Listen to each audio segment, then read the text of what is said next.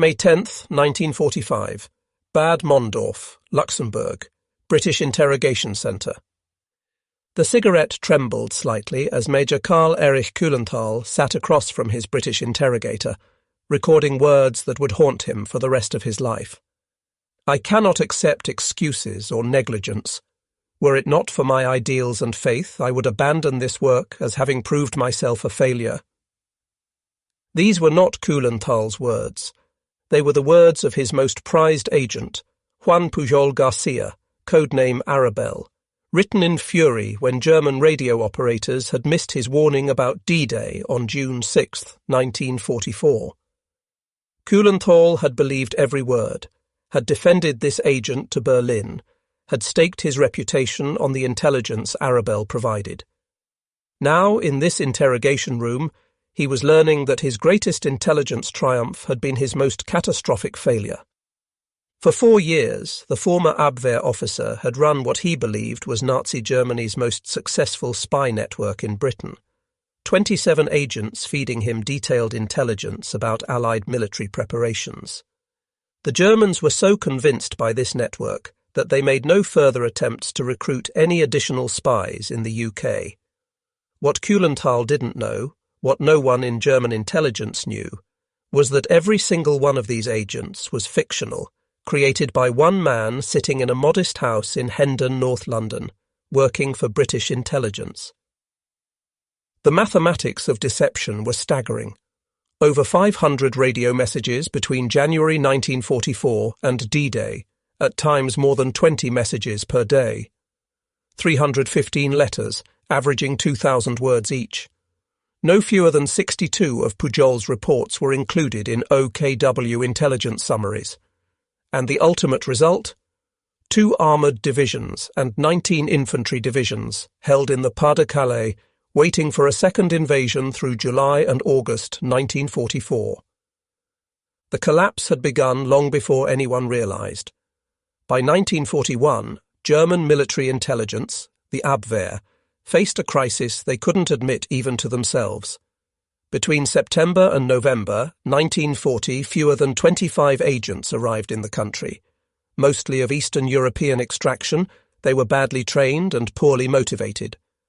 Every spy sent to Britain had been captured, turned, or executed. The vaunted German intelligence service was blind. In Madrid, the Abwehr station operated from an elegant building on Calle Fernando el Santo, maintaining the facade of diplomatic normalcy while desperately seeking any source of intelligence from Britain. The station chief, Wilhelm Leisner, alias Gustav Lenz, had failed to establish even a single reliable agent in the British Isles. His deputy, Major Karl Erich Kuhlenthal, was increasingly frustrated. Admiral Wilhelm Canaris had taken a shine to Kuhlenthal to the extent that Leisner was effectively superseded. Kuhlenthal was a complicated figure in Nazi intelligence. Kuhlenthal was a Mischling, a half-blood Jew with a Jewish grandmother, but Canaris had managed to secure an Aryan certificate for him in 1941. Perhaps this background, forever on the edge of acceptance, always needing to prove his worth, made him particularly eager to believe in success when it finally appeared to arrive. The pressure from Berlin was relentless. The Wehrmacht needed to know British strength, deployment, morale, preparations. The Luftwaffe needed target information. The Kriegsmarine needed convoy schedules. And Kuhlenthal had nothing. Then, in January 1941, a small, unremarkable Spaniard walked into the German embassy in Madrid. Juan Pujol García didn't look like a master spy. At 29 years old, he was a failed chicken farmer, a hotel manager of modest success, a veteran of the Spanish Civil War who had somehow managed to serve on both sides without distinction. Developing a hatred for the communist and fascist regimes, Pujol was determined to make a contribution to the good of humanity during the Second World War. His first attempts at espionage were almost comically unsuccessful. He initially approached the British no less than 3 times. However, they showed no interest in hiring him as a spy. The British embassy in Madrid, bombarded daily with offers from Spanish opportunists, saw nothing special in this earnest little man with his claims of wanting to help defeat fascism. But Pujol had a plan. If the British wouldn't take him as an agent, he would become a German agent first, then offer himself to the British as a double agent. He turned to the Abwehr office in Madrid and offered to spy for Germany. Again, the Abwehr showed little interest initially in his offer to spy for them. But Pujol was persistent and persuaded the Abwehr officials that he had a visa to travel to London as a Spanish diplomat. His persistence wore down Gustav Leisner, the Abwehr recruiter. After months of repeated visits, increasingly elaborate stories, and fervent pro-Nazi speeches that would have embarrassed Goebbels, Leisner finally passed him to Kühlenthal. The major was sceptical but desperate. Here was a Spaniard with supposed diplomatic cover, claiming he could get to Britain. After a few days of instruction in the techniques of spying, Garcia was told not to engage in any espionage work in England. Instead, he was to recruit agents and was given an accommodation address in Spain, where he should send his secret messages. They gave him $3,000, invisible ink, codename Arabelle, and instructions to build a network in Britain. On July 19, 1941, Pujol left Madrid, supposedly bound for Britain. Kühlenthal waited eagerly for the first reports from his new agent in London. Pujol never went to Britain. Instead, he went to Lisbon, Portugal, where he checked into a modest hotel and began one of the most audacious deceptions in intelligence history. Visiting the Lisbon Library, he created fake reports based on a Spanish translation of the Frommer's Guide to England, a tourist manual, magazines, reference books, railway schedules, maps, and newsreels. Sitting in Portuguese cafes, studying tourist guides and old British newspapers, Pujol began constructing an imaginary Britain. He invented weather patterns, train schedules, troop movements. He created a vocabulary of British life gleaned from guidebooks, ration books, blackouts, air raid warnings. Every detail had to ring true to Germans who had never been to Britain. His first report to Kühlenthal was tentative, general observations about British morale and weather. The response was encouraging. Berlin was interested. Emboldened, Pujol began to expand his fiction. He invented his first sub-agent, a Portuguese commercial traveller named Carvalho, who travelled extensively for business and could report from different parts of Britain. The reports grew more detailed, convoy movements from Liverpool, which Pujol placed in the wrong location on the map. Troop concentrations in Scotland, entirely fictional. Aircraft production figures, invented wholesale.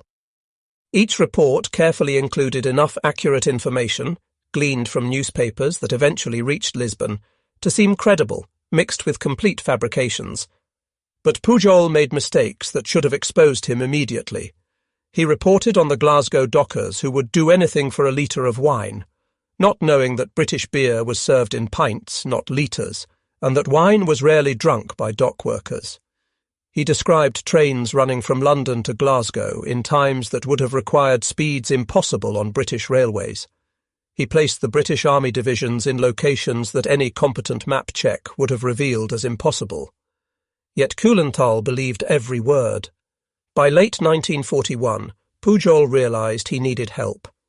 His deception was becoming too complex to maintain alone from Lisbon.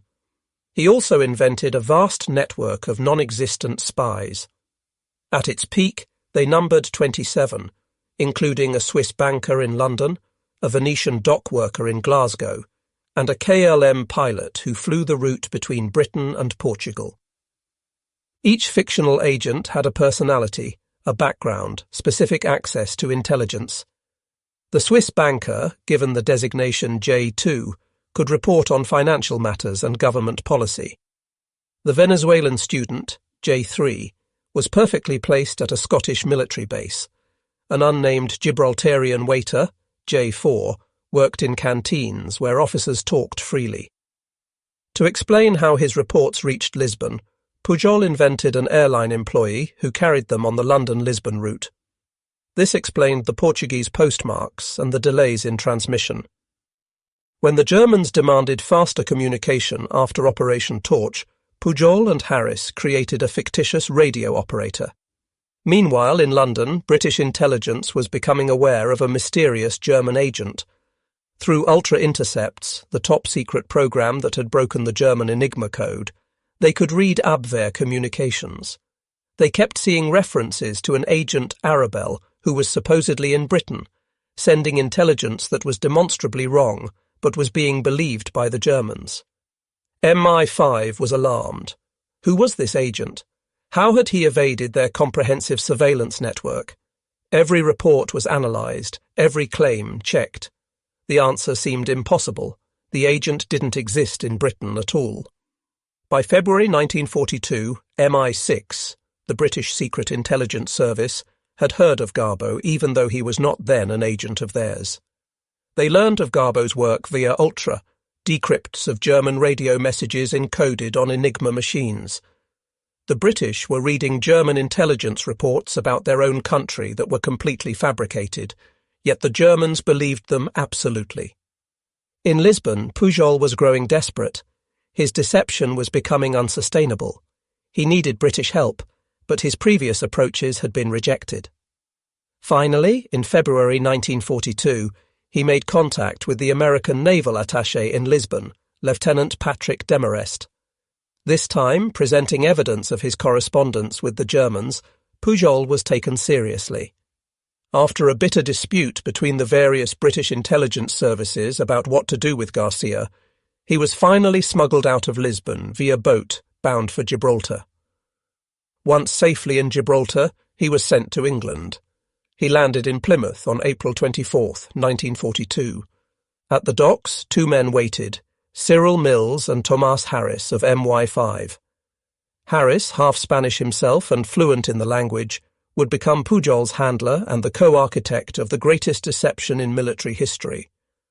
Mills suggested that Pujol's code name should be changed as befitted the best actor in the world, and Pujol became Garbo, after Greta Garbo. The British were astounded by what Pujol had achieved alone.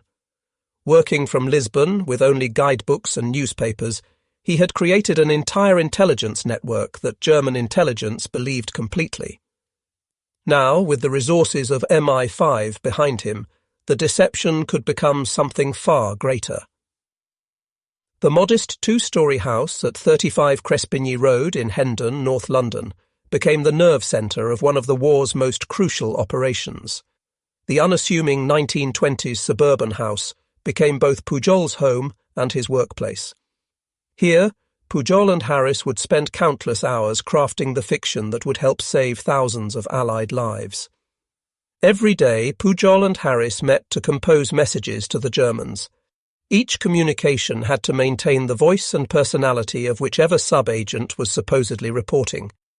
The Swiss banker wrote in formal, cautious prose. The Venezuelan student was enthusiastic but naive. The communist seaman was bitter about capitalism but loyal to his paymaster.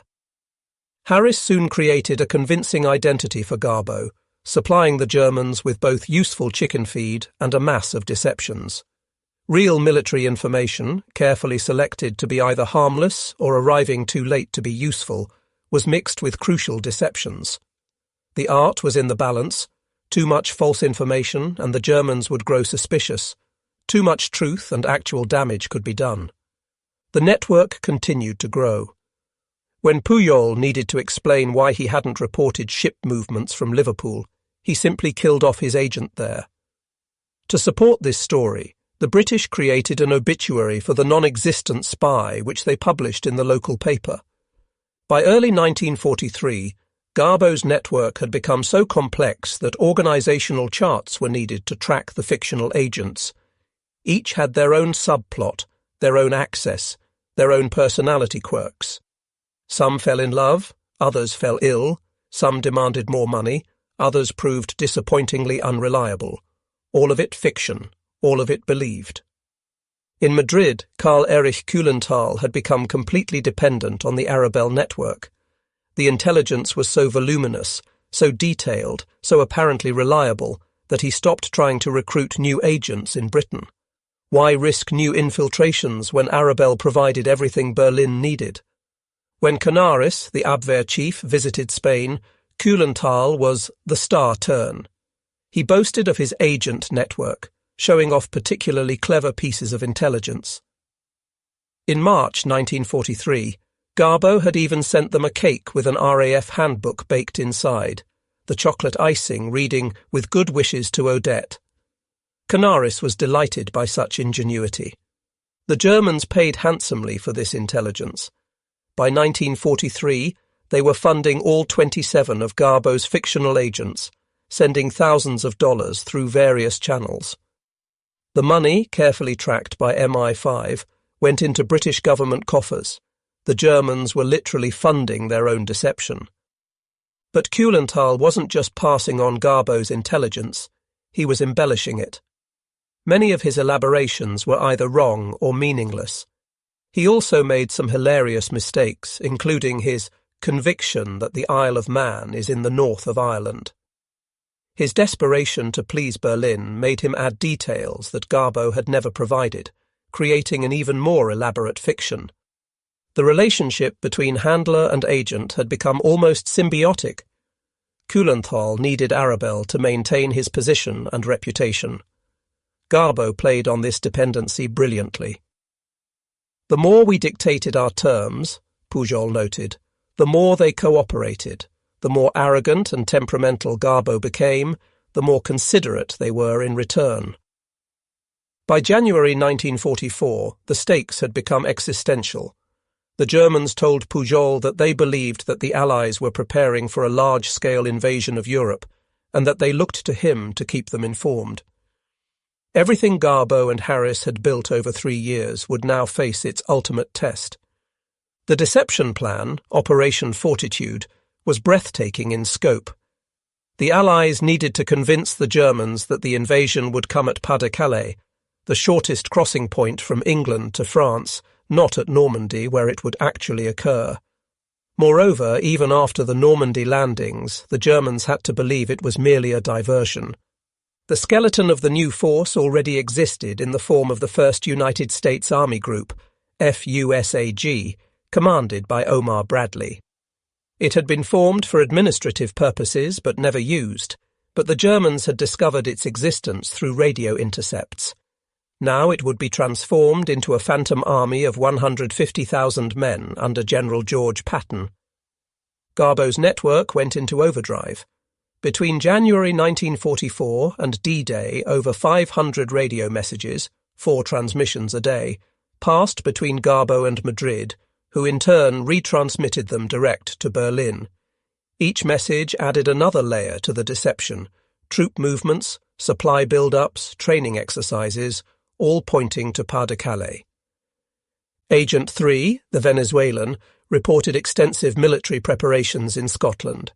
Agent 7, a Welsh ex-seaman, described shipping concentrations in Dover. Agent 4-3, an American sergeant, detailed Patton's presence in southeast England. Each report reinforced the fiction. The 1st United States Army Group was real, it was massive, and it was aimed at Pas-de-Calais. As D-Day approached, Garbo and Harris faced an almost impossible challenge. To maintain credibility, Garbo had to warn the Germans about the invasion, but not in time for them to respond effectively. The timing would be everything. Special arrangements were made with the German radio operators to be listening to Garbo through the night of the 5th of June 1944, using the story that a sub-agent was about to arrive with important information. However, when the call was made at 3 a.m., no reply was received from the German operators until 8 a.m. This failure by the Germans to respond became a masterstroke of the deception. When contact was finally established, hours after Allied paratroopers had begun landing, Garbo transmitted accurate information about the invasion, but it was already too late to be useful. Then came his fury at being ignored. "I cannot accept excuses or negligence. Were it not for my ideals, I would abandon the work." The Germans were mortified. Their most valuable agent had risked everything to warn them, and they had failed to listen. Kulenthal sent grovelling apologies to his prize agent, but the real deception was yet to come. 3 days after the Normandy landings, with Allied forces desperately trying to establish their beachhead against fierce German resistance, Garbo sent the most important message of the war. It was long, detailed, and urgent, demanding immediate transmission to the highest levels of German command. The message, crafted by Garbo and Harris over intense hours, reported that the Normandy landings were a diversion. The real invasion, led by Patton's First Army Group, would strike at Pas-de-Calais. Garbo's agents throughout Britain confirmed it. The forces that had landed in Normandy were secondary. The main army remained in southeast England, waiting. A German message to Madrid sent 2 days later said, "All reports received in the last week from Arabelle, spy network codename, undertaking have been confirmed without exception and are to be described as especially valuable." The message went directly to the Oberkommando der Wehrmacht, OKW, the German High Command. Field Marshal Wilhelm Keitel read it. Colonel General Alfred Jodl analysed it. It reached Hitler himself at his headquarters in Berchtesgaden. The German response was immediate and decisive. The 15th Army, stationed at Pas-de-Calais, over 200,000 men, would remain in position. The 1st SS Panzer Division, already moving toward Normandy, was ordered to halt. The 116th Panzer Division stayed in reserve north of the Seine. OKW accepted Garbo's report so completely that they kept 2 armoured divisions and 19 infantry divisions in the Pas-de-Calais, waiting for a second invasion through July and August 1944. At Wehrmacht headquarters, the intelligence from Agent Arabelle was treated as gospel. Field Marshal Gerd von Rundstedt, Commander-in-Chief West, had argued for moving the 15th Army to Normandy as early as June 8th. Hitler, influenced by Garbo's reports, refused. The Phantom Army in southeast England could not be ignored. Such was the success of Fortitude that many units were kept away from the Normandy battlefield until July. Week after week, as Allied forces consolidated their bridgehead, expanded their perimeter, and built up for the breakout, German forces waited at Pas-de-Calais for an invasion that would never come. The German intelligence services were completely deceived about Allied strength. They believed the Allies had 89 divisions in Britain when the real number was 47. They believed Patton commanded a massive army group when he was actually in disgrace, waiting to be given a real command. They believed Norway was threatened by a British Fourth Army in Scotland that existed only in Garbo's messages. Even after the Allies broke out from Normandy in late July, even as they raced across France in August, some German commanders still believed the real invasion hadn't happened yet. Garbo's reports had created a strategic paralysis that lasted months beyond D-Day. On July 29, 1944, as Allied armies surged across France, a remarkable message arrived from Germany. He was informed that he had been awarded the Iron Cross by the Führer himself for his extraordinary services to Germany. By return message, Pujol and Harris expressed Garbo's humble thanks for such an honour, for which he was truly unworthy. The irony was extraordinary. Hitler had personally awarded Germany's prestigious military decoration to a British double agent who had helped ensure the Third Reich's defeat.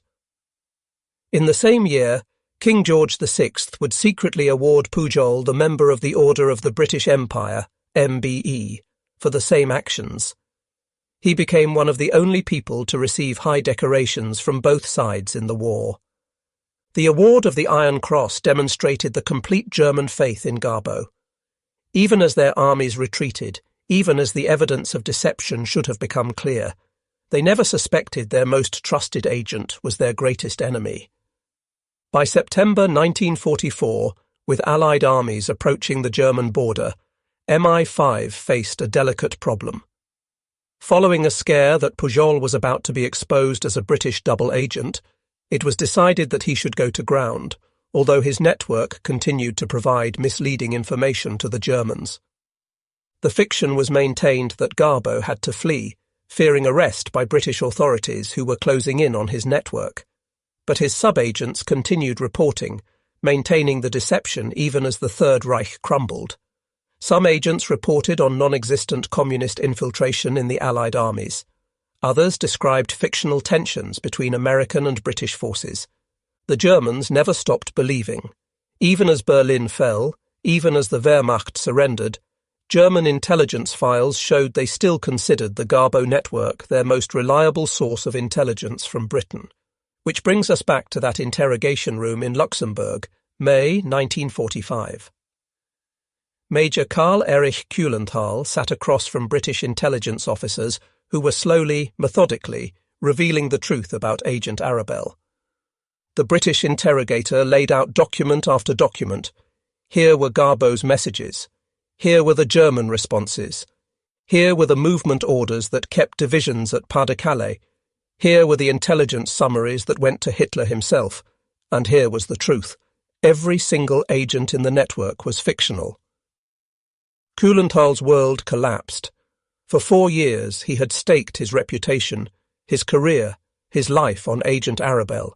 He had defended him against doubters, had argued for resources to fund the network, had boasted to Canaris himself about his intelligence coup. Kuhlenthal's reports were very well received in Berlin, albeit that, from a British point of view, Kuhlenthal was so easily duped that he was worse than useless. The interrogator showed him a photograph. A small, unremarkable Spanish man with a slight smile, Juan Pujol García, the failed chicken farmer who had walked into the German embassy in Madrid 4 years earlier. The man who, working from a suburban house in North London, had created an intelligence network so convincing that German High Command had based their strategy on it. 27 agents, the interrogator said. All fictional, all paid for by German intelligence, all created by one man and his British handler. Kuhlenthal said nothing. There was nothing to say. The numbers, when finally tallied, were staggering. The Garbo network had sent over 500 radio messages in the crucial months before D-Day. The Germans had paid approximately $340,000 in 1940s currency to fund fictional agents. The deception had kept over 500,000 German soldiers away from Normandy during the critical weeks after D-Day. Military historians would later calculate that Operation Fortitude, with Garbo as its centrepiece, had shortened the war in Europe by months, possibly a year. The divisions kept at Pas-de-Calais could have turned the Normandy battle into a bloodbath. Their absence allowed the Allies to establish, reinforce and break out from their beachhead. But the impact went beyond military statistics. The German intelligence services never recovered from the psychological blow. If their most trusted, most productive network had been entirely fictional, what else had they missed? What other deceptions had they swallowed? At the Nuremberg trials, German generals would cite the intelligence failure as a key factor in their defeat. They had been outthought, outmaneuvered, and outdeceived by an enemy they had underestimated. Field Marshal Keitel, asked about the failure to respond to Normandy, could only reference the intelligence that suggested Pas-de-Calais was the real target. For years after the war, the secret was kept. The techniques of the double-cross system, the methods of strategic deception, the identity of the agents, all remained classified. German intelligence officers went to their graves never knowing the full extent of their deception. Kuhlenthal himself returned to Germany after his interrogation and lived quietly until his death on October 25, 1975. Whether he ever fully accepted that his entire wartime achievement had been a British fiction remains unknown. Some who knew him said he continued to insist that Arabelle must have had some real agents, that the entire network couldn't have been fictional. Juan Pujol García disappeared after the war. With the help of MI5, Pujol travelled to Angola and faked his death from malaria in 1949. He then moved to Lagunillas, Venezuela, where he lived in relative anonymity running a bookstore and gift shop. For 36 years he lived in obscurity, his own children not knowing their father's true history. It wasn't until 1984 that historian Rupert Allison, writing under the name Nigel West, finally tracked down Garbo in Venezuela. The revelation stunned the intelligence world. The greatest double agent of World War II was still alive, running a gift shop in Caracas. In 1984, at age 72, Juan Pujol García returned to London for the first time since the war. At Buckingham Palace, in a private ceremony, the Duke of Edinburgh thanked him on behalf of the nation. Veterans of D-Day, learning for the first time about the deception that had saved many of their lives, lined up to shake his hand. He visited 35 Crespigny Road, now occupied by a family who had no idea their modest home had been the centre of one of the war's most crucial operations. He met with surviving members of MI5, intelligence officers who had studied his case for decades without knowing if he was still alive. But perhaps the most poignant moment came when he was shown German intelligence files from the war. Page after page of reports, analysis, commendations, all based on his fiction. Payment receipts for agents who never existed. Operational orders based on his deceptions. The entire architecture of German intelligence failure, preserved in meticulous German documentation.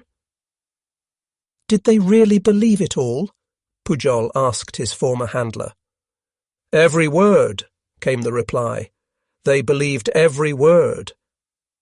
Military historians have studied the Garbo deception as perhaps the most successful single intelligence operation of the Second World War. How did one man, with the help of his handler, deceive an entire intelligence apparatus? How did fictional agents become more trusted than real ones? The answer lay partly in German psychology.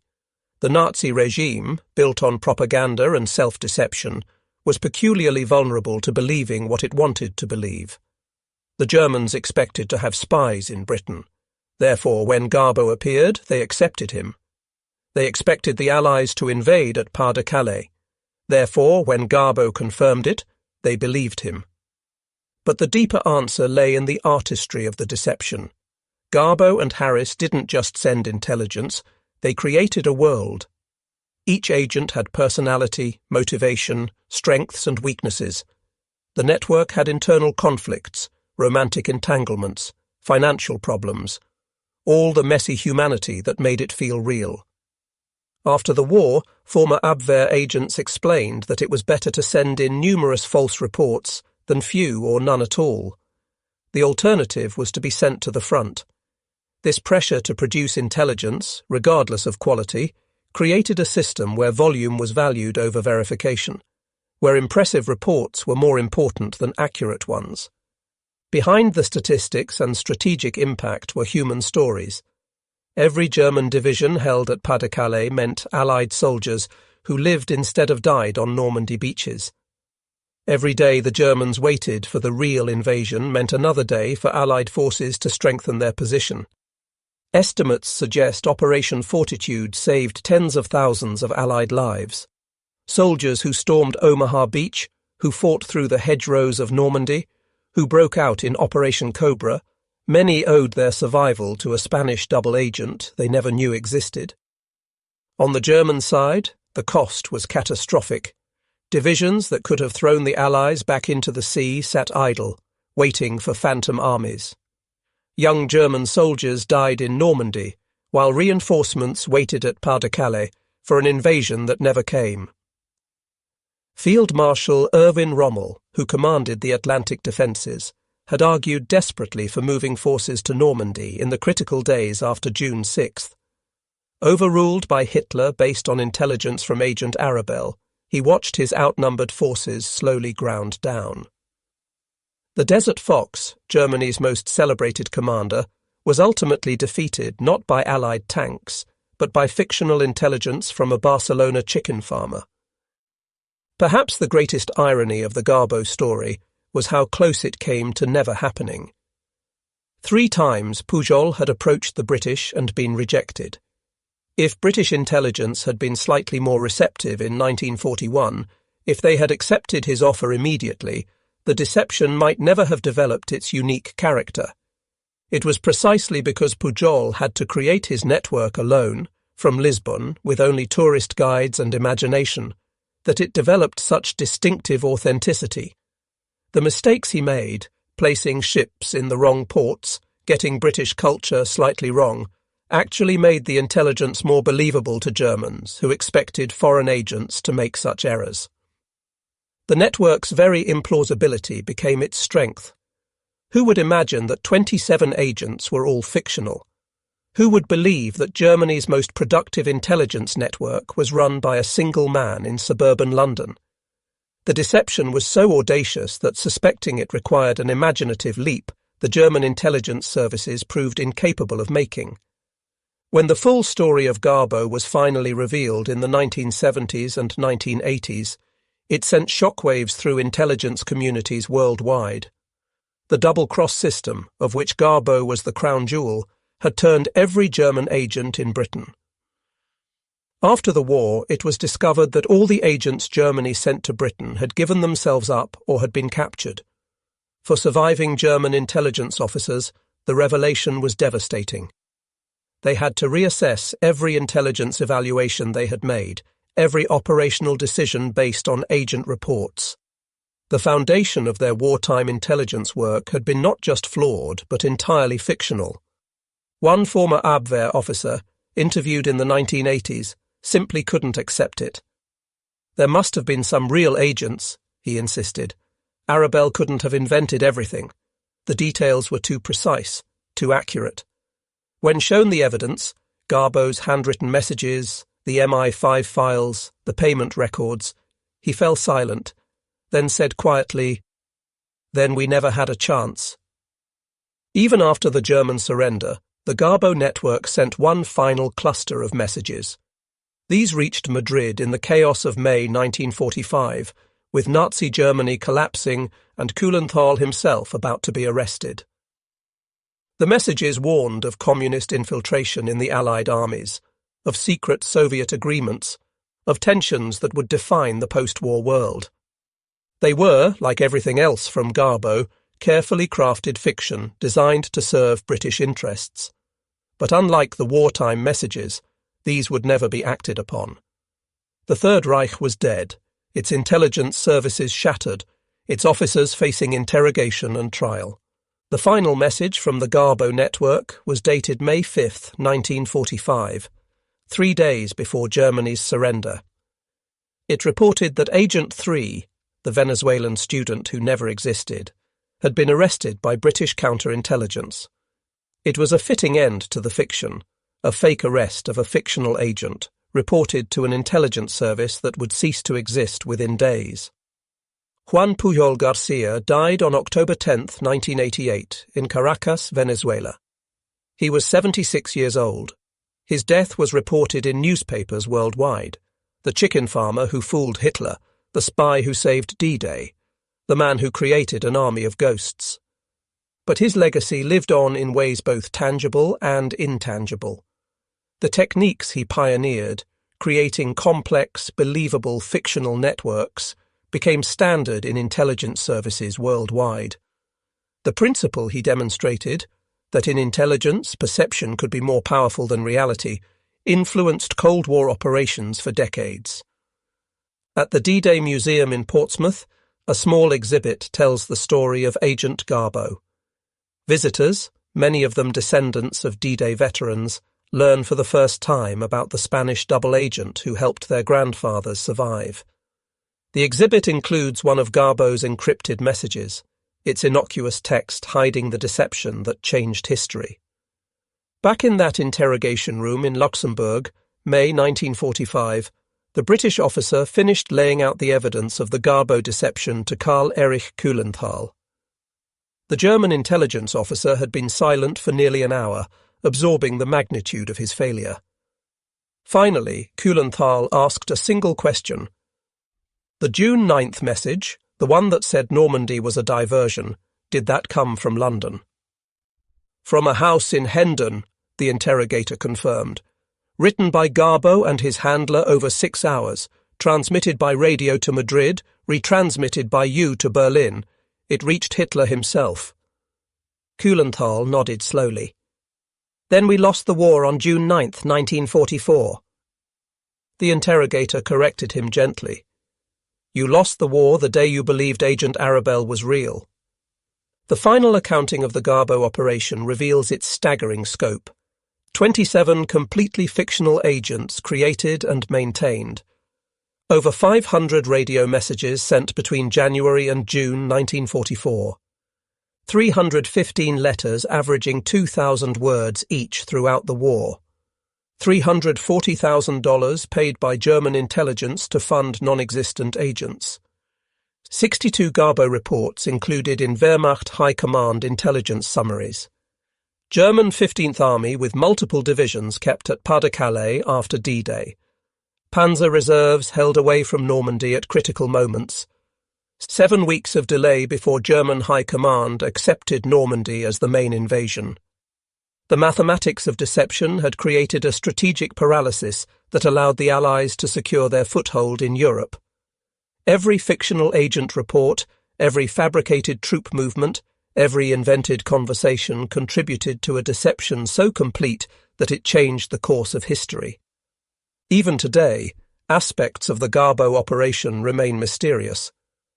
How did Kuhlenthal, described by contemporaries as intelligent and capable, never suspect the deception? How did German intelligence, renowned for its thoroughness, never verify a single one of Garbo's agents? Part of the answer lies in the corruption of the intelligence process itself.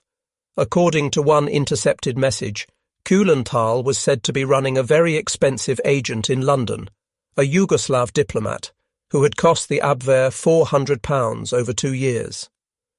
There were officers in Spain who were convinced that K was making half-part business, i.e. splitting the monthly allowances between his and the diplomat's pocket. The system rewarded those who produced intelligence, not those who verified it. Kuhlenthal's career depended on Arabelle being real, so he never looked too closely at inconsistencies. Berlin needed intelligence from Britain, so they never questioned their only reliable source. The deception succeeded because everyone involved had reasons to believe it. The success of Agent Garbo represented a perfect storm of factors that might never align again. A volunteer double agent with exceptional imagination.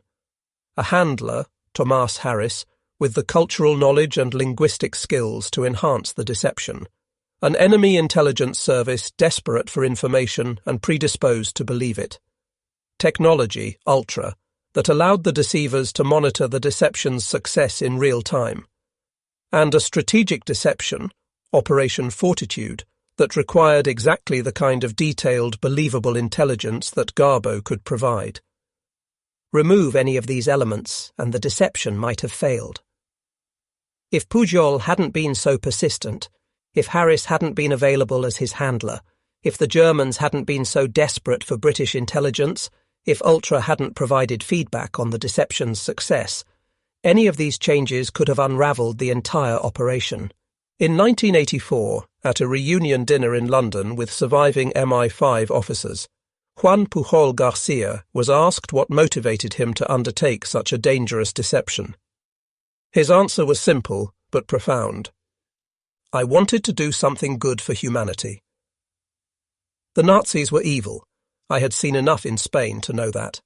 If my imagination, my ability to create stories, could help defeat them, then that was my contribution. I had no gun, no bombs, no army, but I had the ability to make the Germans believe whatever I told them. That was my weapon. He paused, then added with a slight smile. And it worked, didn't it? They believed every word. Indeed they had. For 4 crucial years, German intelligence had based their assessments on the reports of Agent Arabelle and his network. They had moved divisions based on his intelligence, allocated resources based on his warnings, made strategic decisions based on his deceptions. The Germans never knew that their most trusted window into British intentions was actually a mirror, reflecting back their own expectations and fears, carefully crafted by a former chicken farmer and a Spanish-speaking art dealer's son working in a modest house in North London.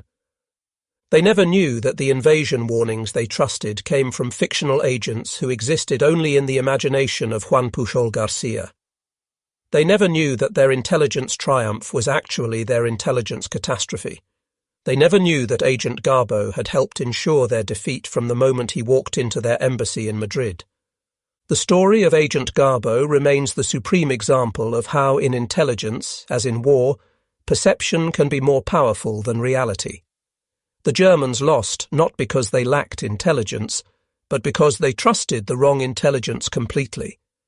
They had been defeated not by armies or weapons, but by imagination and deception on a scale they never conceived possible.